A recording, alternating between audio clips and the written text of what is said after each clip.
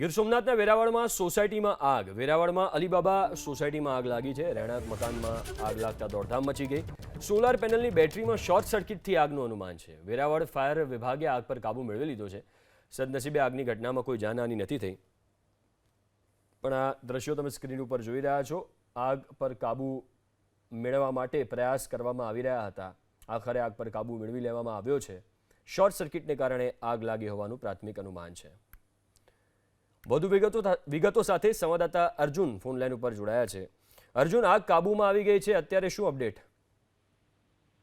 ચોક્કસથી જે વેરાવળની અલીભાઈ સોસાયટી છે અને તેમાં ઉપરના માળે જે સોલરનો રૂમ હતો અને તેમાં આગ લાગી હતી. જોકે આ આગ છે તે બેટરીના શોર્ટ સર્કિટના કારણે પ્રાથમિક રીતે લાગી હોવાનું અનુમાન છે તે સેવાઈ રહ્યું છે.